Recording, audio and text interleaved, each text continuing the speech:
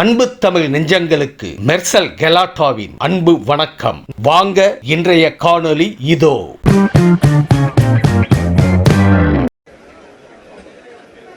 முழுமையாக பார்க்கும்போது இந்த பட்ஜெட் எப்படி இருக்குன்னா,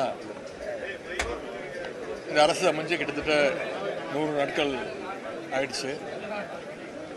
100 நாட்களில் இந்த அரசுடைய மார்க் அப்படின்னு யாரை கேட்டாலும் மிகப்பெரிய ஒரு 0 சொல்லுவாங்க, 0 அப்படின்வாங்க. அதே மாதிரி இந்த பட்ஜெட்டும் இன்னைக்கு மிகப்பெரிய ஒரு 0.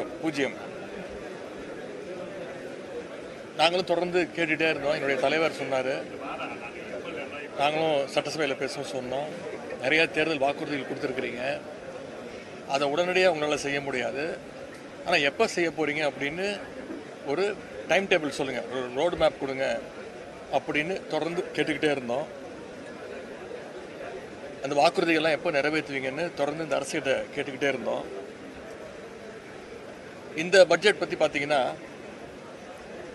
எங்களுடைய திராவிட மாடல் அரசு, எங்களுடைய தலைவர் கடந்த ஆட்சியில் என்னென்ன திட்டங்கள்லாம் கொண்டு வந்தாங்களோ அதற்கு மேலாம் ஒரு ஸ்டிக்கரை ஒட்டியிருக்கிறாங்க. ஆட்சிக்கு வரும்போது மாற்றம் மாற்றம் அப்படின்வாங்க. இப்போ என்ன மாற்றம் கேட்டிங்கன்னா, எல்லாத்துக்கும் பேர் மாற்றம் செஞ்சுருக்கிறாங்க. அனைத்து திட்டங்களையும் பெயரை மாற்றிருக்கிறாங்க. தேர்தல் பிரச்சாரத்தின் பொழுது ஒரு வாக்குறுதி என்ன சொன்னார்னா, தமிழ்நாட்டில் பிறக்கக்கூடிய அனைத்து குழந்தைங்களுக்கும் அந்த தங்க மோதிர திட்டம், தாய்மாமன் தங்க மோதிர திட்டம் அப்படின்னு சொன்னார். ஆனால் இன்றைக்கி பட்ஜெட்டில் அரசு மருத்துவமனையில் பிறக்கக்கூடிய குழந்தைங்களுக்கு மட்டும்தான் இந்த திட்டம் அப்படின்னு அறிவிச்சிருக்கிறாங்க. கொடுத்த வாக்குறுதிகளை நிறைவேற்றுற மாதிரி பட்ஜெட்டில் எந்த திட்டமும் எந்த அறிவிப்பும் இல்லை. இதில் இன்னொரு சிறப்பு, இந்த அரசுக்கு நன்றி சொல்லணும். என்னென்னா, ஒவ்வொரு துறையை பற்றி பேசும்பொழுது நிதியமைச்சர் பேசும்போதும் ஒரு குறிப்பிட்டு பேசுகிறாரு. பட்ஜெட்டில் இடம்பெற்றிருக்கு, இந்தியாவிலேயே நம்முடைய தமிழ்நாடு முன்னணி மாநிலமாக இருக்குது அப்படின்னு ரொம்ப மகிழ்ச்சியாக பெருமையோடு சொல்கிறாரு. திராவிட முன்னேற்ற கழகத்துடைய சாதனைகள் எல்லாம் இப்போவாச்சும் ஒத்துக்கிட்டார் அப்படிங்கிறதுக்கு நாங்கள் எங்களுடைய நன்றியை இந்த அரசுக்கு, நிதியமைச்சருக்கும் முதலமைச்சருக்கும் தெரிவிச்சுக்கிறோம்.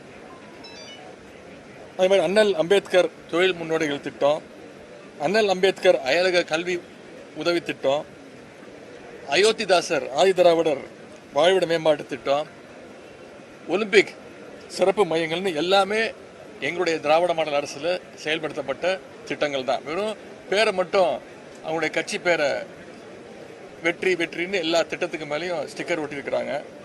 அதை இன்னைக்கு பேரை மாற்றி வெற்றி மடிக்கணினி திட்டம் அப்படின்னு பேர் வச்சிருக்கிறாங்க. கலைஞர் கனவு இல்ல திட்டம், அதோட பேரை மாற்றி வெற்றி வீடு திட்டம் அப்படின்னு பேரை மாற்றி வச்சிருக்கிறாங்க.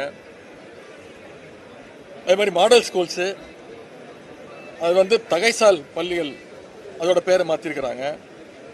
முதல்வர் படைப்பகங்கள் எங்களுடைய ஆட்சியில் கொண்டு வந்த திட்டம், அதை இன்னைக்கு டிஜிட்டல் நூலகம் அப்படின்னு பேர் மாற்றிருக்கிறாங்க. அதுக்கும் பார்த்தீங்கன்னா வெறும் 10 கோடி ரூபாய் தான் நிதி ஒதுக்கீடு செய்யப்பட்டிருக்கு. எங்களுடைய ஆட்சியில் கொண்டு வரப்பட்ட நன்னிலம் திட்டம், அதற்கு பேரை மாற்றி இன்னைக்கு மண்ணின் மகள் திட்டம் அப்படின்னு பேரை மாற்றிருக்கிறாங்க.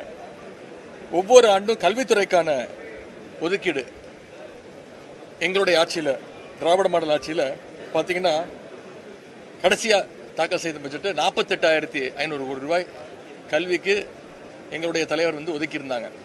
இப்போ அதை குறைச்சி, முதல் முறையாக குறைச்சி 44,500 கோடி ரூபாய் தான் இந்த முறை ஒதுக்கியிருக்கிறாங்க.